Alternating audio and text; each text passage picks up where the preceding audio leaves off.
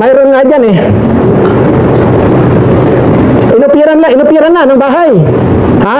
Pero hanggang ngayon, hindi naman natupad yung offer. Iniyot lang. Yan na nga ba ang sinasabi ko eh.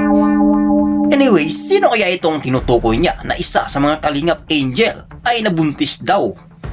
Dahil nga dito sa kanyang sponsor na may pagnanasa sa kanya. Oh my goodness, subalit wala nang pakialam si Kalingap Rab patungkol dito. Ewan ko sa inyo, bahala na kayo. Ang titigas kasi ng ulo nyo. Iniyot lang. O ngayon, ano ngayon ang nangyari? Naghahanap sila ngayon kung saan sila magpapa-abort dahil buntis. Ang balita na may nagbubuntis at may usap-usapan at nagmumungkahing pagpapalaglag. Abay, napakaseryosong balita ito at napakaselan. Kung ganito ang hangarin nila, sa halip na agad mangusga, mas mabuting isipin ang kapakanan ng ina at ng bata. Buntis. Nirisi sa iyo yan.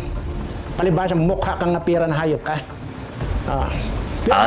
Sino kayang tinutukoy ni Sir Biran? Bakit siya ay galit na galit at parang nanggigigil? May clue siyang binigay mga kalingap. Kung sino nga ba ang Kalingap Angel na ito? May kutob na ako. Pero, hindi ko lang ito sasabihin. Kayo, sino ba sa tingin nyo ang mukhang pera ng mga Kalingap Angel?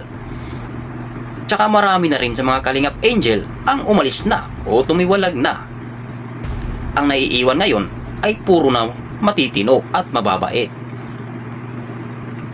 Kayo, sino ba ang nasa isip ninyo mga kalingap?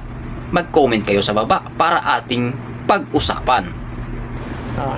Pero dito, huwag natin pag-usapan yung putang ng yan. Wala naman akong pakialam. Ito pinapakialaman ko.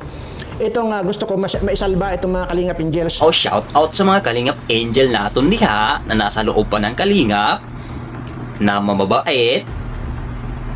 Huwag kayo basta kampante kapag may nag-alok sa inyo ng tulong o direktang tulong. Kung maaari, ay ipaalam nyo muna kay Kalingap Rab o kay Kuya Bal Santos Matubang. Baka matulad kayo sa tinutukoy ni Sir Biran.